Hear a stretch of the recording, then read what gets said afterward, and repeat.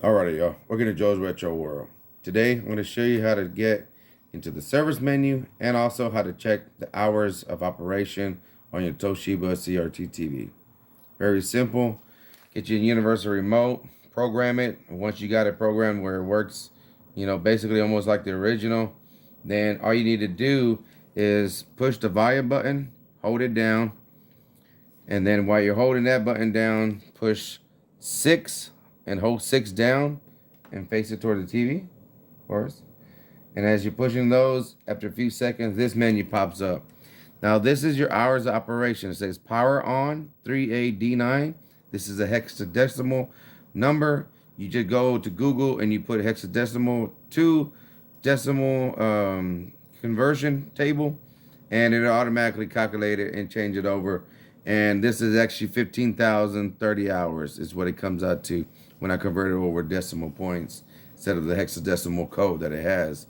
So you can check your hours right there. This one, as you can see, it says play record time. This is the hours of operation of my VCR. And it's actually 013D. Put that in the hexadecimal converter to decimal place, and boom, I think it was not even a couple of hundred, 1,000 hours. It wasn't very much. They really didn't use this VCR in this at all. So it's crazy. They broke the DVD, but they left that alone brand new. But I love it. All right, enough of that. Let's move on to how to get into the service menu of this. Similar, almost basically the same. Just a simple push volume button down, hold it down, and then on the remote, push 9, hold it down, and after a few seconds, this finally pops up. And this is your service menu, and through here, you use your 240p test suite. I'm using a Sega Dreamcast with S-Video composite lines coming out.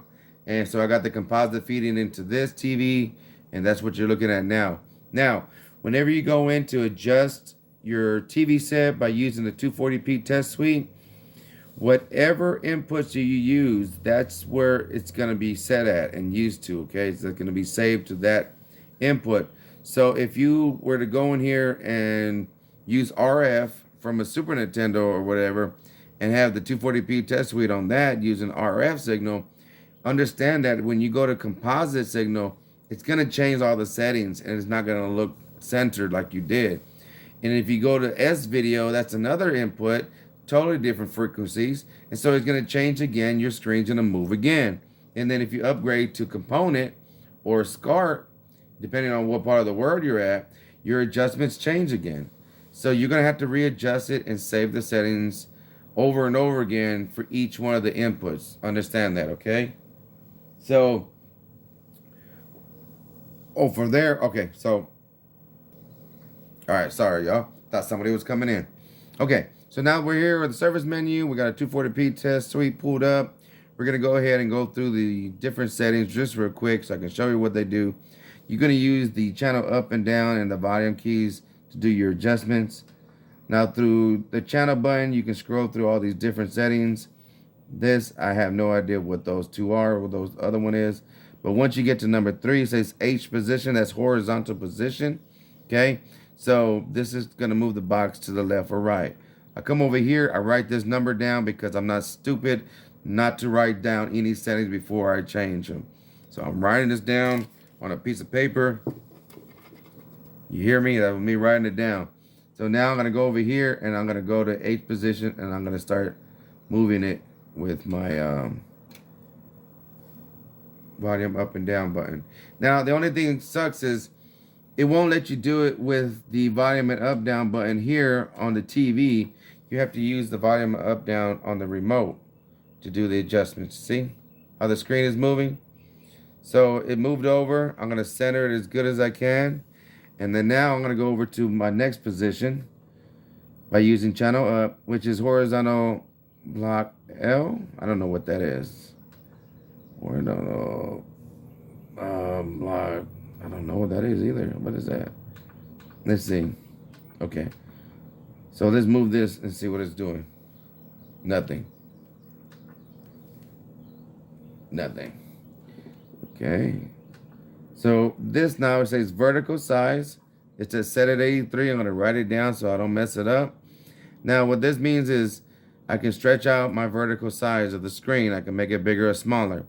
Now if you're like me, this red part of the 240p grid test, this is the overscan.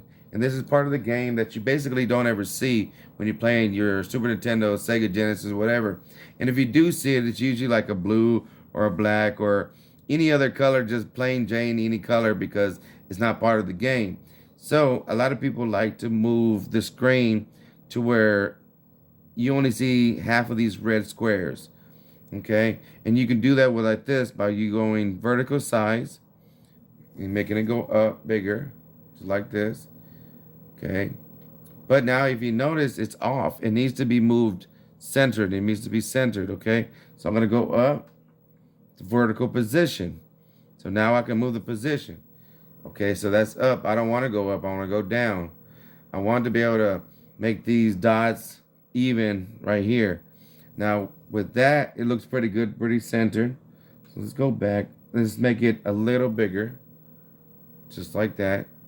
And now I'm gonna get. I like it to where these dots are like almost there or halfway there, just like that. That's good for me. Okay, you might want it different, and it might work different for you too. So all right, let's move on. We did vertical position. This is vertical linearity. Now this describes the line right here in the middle.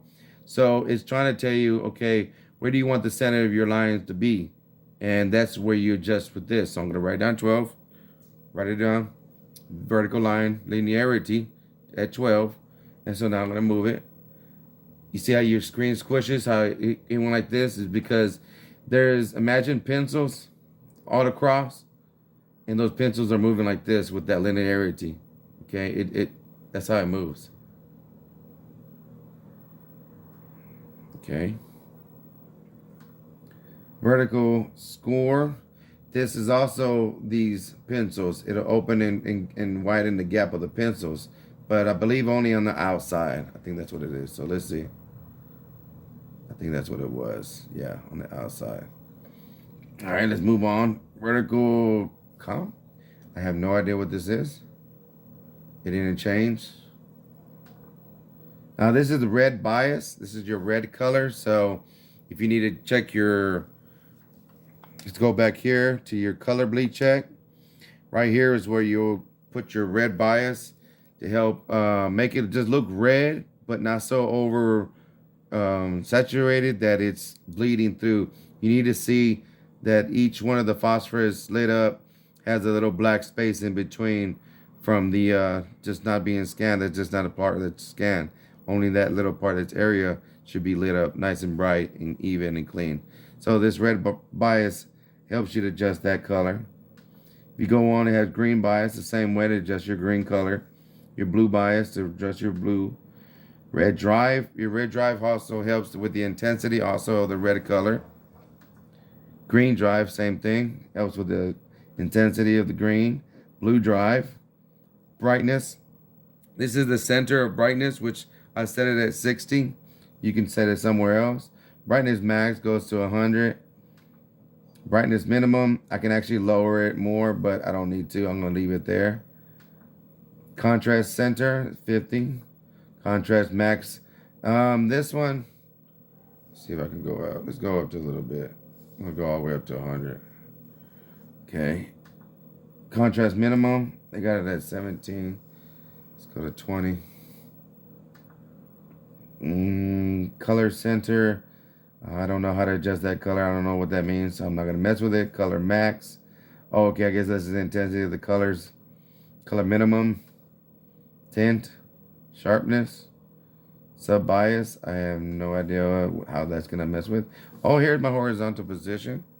My horizontal size. So we can go back. 240p. There you go. So now I can adjust the horizontal size, make it a little bigger so it fits this screen better, okay? And that's what I'm going to do right here. With, starts off with 0, write down 0, H size 0.